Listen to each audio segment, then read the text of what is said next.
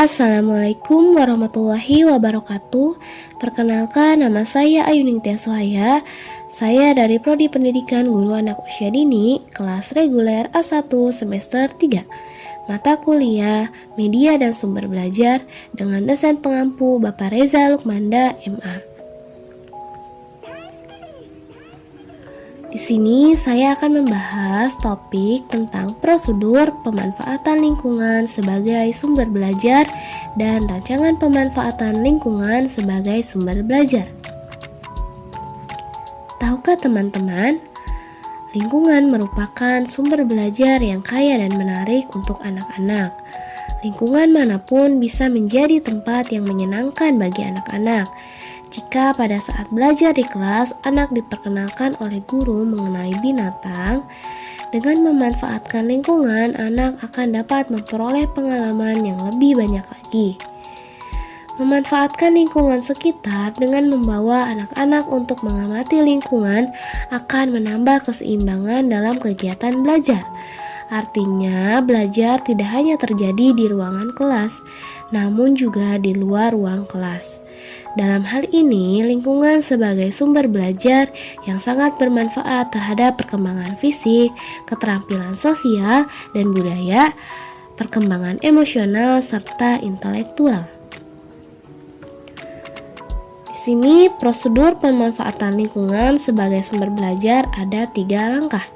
Yang pertama, langkah perencanaan, yang kedua, langkah pelaksanaan, dan yang terakhir, langkah tindak lanjut. Langkah perencanaan.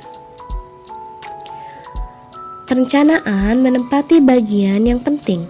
Melalui perencanaan yang matang yang disusun secara sistematik dan dalam pola pemikiran yang menyeluruh akan memberi landasan yang kuat dalam melaksanakan kegiatan pembelajaran, khususnya pembelajaran anak TK. Guru selaku pengelola kegiatan belajar harus mengetahui dan memahami tentang apa-apa yang harus direncanakan.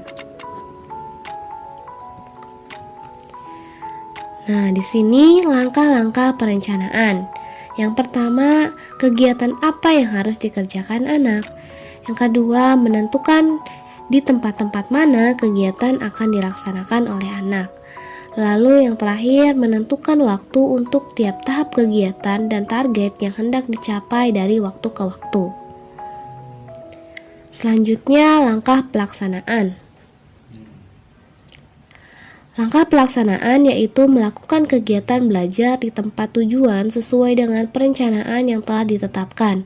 Apabila kegiatan yang dilakukan itu adalah karya wisata atau survei ke objek tertentu, kegiatan biasanya diawali dengan penjelasan dari para petugas mengenai objek yang dikunjungi. Dalam kegiatan ini, hendaknya petugas memberikan kesempatan kepada anak seluas-luasnya untuk mengajukan pertanyaan-pertanyaan tentang berbagai hal yang harus diketahuinya. Bahkan, jika memungkinkan, guru membimbing anak-anak untuk mencatat informasi yang dianggap penting. Selanjutnya, langkah tindak lanjut. Langkah terakhir yaitu tindak lanjut dari semua kegiatan yang telah dilaksanakan. Langkah ini bisa berupa kegiatan belajar di dalam kelas untuk mendiskusikan hasil-hasil yang telah diperoleh dari lingkungan. Setiap kelompok diminta untuk melaporkan hasilnya di depan kelas. Kelompok lainnya mendengarkan dan memberikan tanggapan seperlunya. Pada akhirnya, kita sebagai guru diminta untuk dapat memberikan penjelasan dan pembahasan akhir yang dikaitkan dengan tujuan pembelajaran. Guru juga dapat memberikan penilaian terhadap kegiatan-kegiatan dan hasil yang telah dicapai masing-masing anak. Tugas berikutnya dapat kita berikan kepada anak, misalnya berupa tugas di rumah, yaitu anak-anak diminta untuk membawa gambar-gambar binatang yang telah dilihatnya di kebun binatang, meskipun gambar-gambar yang dibawa anak mungkin tidak cukup lengkap.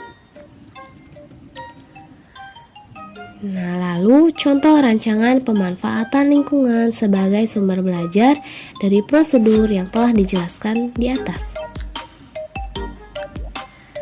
Nah, di sini saya mengambil contoh yaitu mengamati tanaman bunga. Untuk langkah perencanaan, ketika ada materi tentang tema tanaman, guru dapat merencanakan kegiatan sesuai tema tersebut dengan mengajaknya untuk mengamati tanaman bunga. Tujuannya agar anak dapat mengenal jenis-jenis bunga, bentuk bunga, warna bunga, serta bagian-bagian bunga. Guru dapat merencanakan waktu yang tepat untuk melaksanakan kegiatan tersebut. Kemudian merencanakan di mana tempat yang cocok untuk melakukan pengamatan tersebut. Selanjutnya, langkah pelaksanaan. Pada saat pelaksanaan, guru dapat membimbing siswa dalam mengamati bunga, memberikan penjelasan kepada anak tentang nama-nama bunga, warna-warna bunga, dan bagian-bagian bunga. Lalu setelah guru menjelaskan, guru memberikan kesempatan kepada anak untuk bertanya hal yang ingin mereka tanyakan. Selanjutnya, langkah tindak lanjut. Tindak lanjut dari kegiatan mengamati tanaman bunga dapat dilakukan dengan cara berdiskusi di dalam kelas. Contohnya, guru dapat memberikan pertanyaan seputar hal-hal yang sudah dipelajari saat pengamatan. Kemudian, guru dapat memberikan tugas tambahan seperti menggambar bunga. Nah, itulah teman-teman pemaparan yang telah saya jelaskan. Kurang lebihnya saya mohon maaf. Wabillahi taufiq wal hidayah. Wassalamualaikum warahmatullahi wabarakatuh.